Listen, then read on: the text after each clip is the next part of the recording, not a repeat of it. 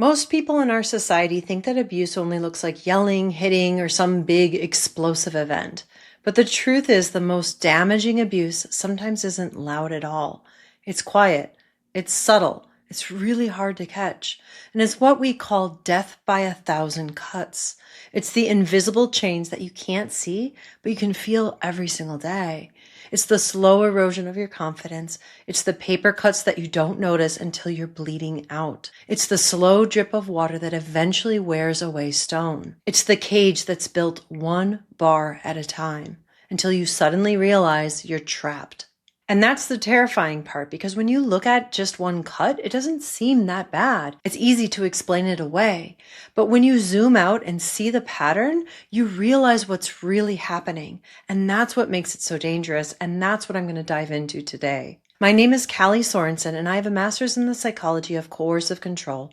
And I help people realize they're not crazy so that they can recognize, recover, and empower themselves after toxic relationships and groups. In this video, I'm going to break down 3 key things: why abuse is a pattern and not a single event, why most people completely miss it, and stick around till the end because I'm going to show you how you can spot it and start breaking free. Abuse is a pattern, not an event. Abuse isn't about one isolated thing. It's about a series of small strategic behaviors designed to wear you down over time. Think of it like this. One sarcastic comment doesn't seem like much. One cold shoulder doesn't seem like much. One backhanded compliment doesn't seem like much. As isolated events, they don't seem like that big of a deal. But when those things happen over and over, they create a slow drip effect.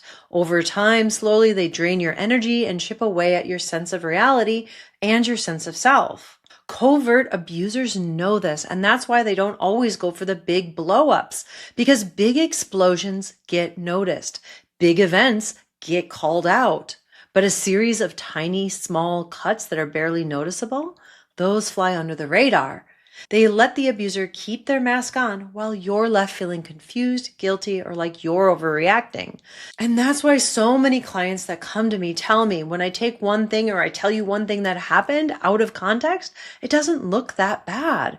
And that's true, because it's not about the one single thing. It's about the pattern over time.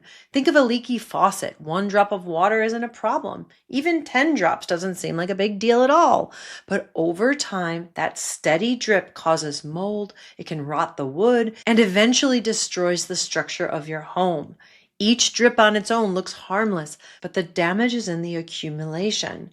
Covert abuse and coercive control works the same way.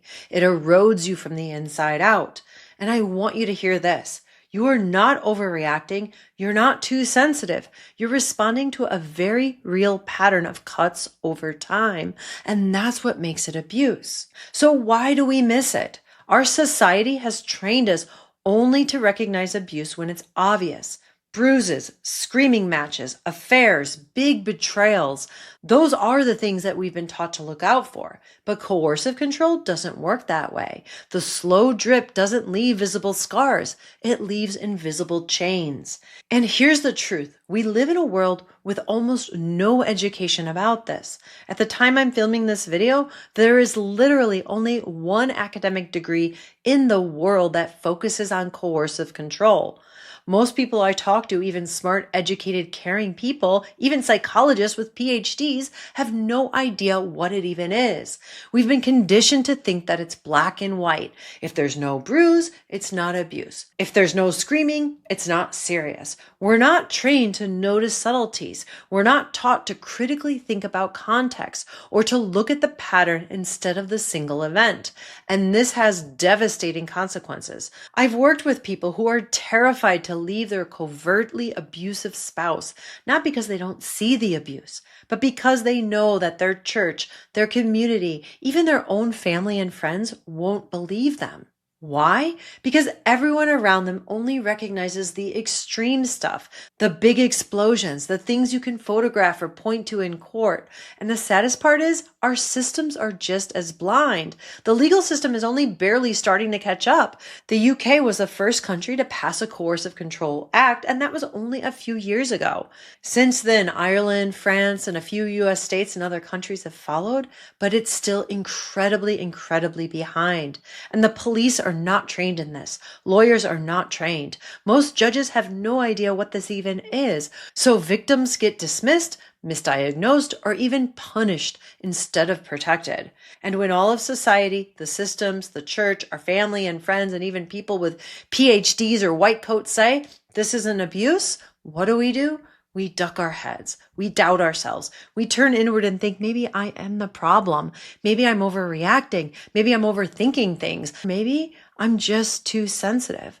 But the truth is, the problem is not you. The problem is out there. It's the abuse. It's the covert control. It's the fact that our society is still decades behind in recognizing what you already know in your gut to be true.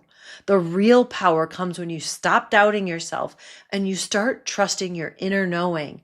This is why so many people stay stuck, not because they're weak, but because society doesn't yet have the language, the education, or the tools to see what's happening. How do you actually start spotting coercive control and break free from it? Well, the first step is to trust your gut, trust your feelings.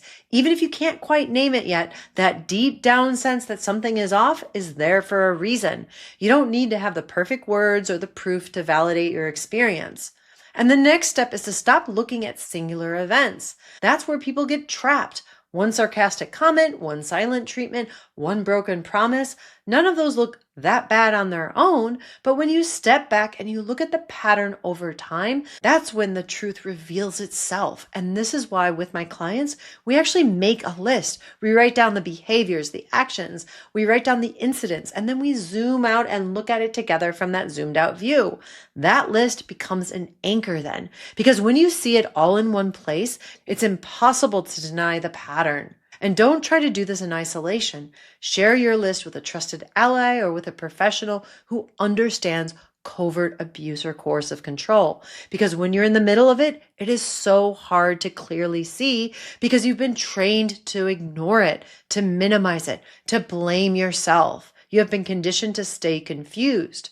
So having someone on the outside who can reflect back to you can be life-changing. And finally, anchor yourself in your values and your boundaries. Get clear on what is a relationship to you. What does a friendship or a marriage mean? Ask yourself, do they care about me, my feelings, my needs, or do they deflect, project, minimize, or flip the blame back onto me? If someone consistently crosses your boundaries and shows no care for your feelings, that matters. Because here's the truth. The world may still be behind in recognizing this kind of abuse because like we've talked about, there's a massive lack of education. So if no one else around you believes you, that does not mean it isn't happening. It does not mean that you're wrong. So stay true to your knowing, trust yourself, and the more you anchor into your truth, the harder it becomes for their lies and manipulations to control you.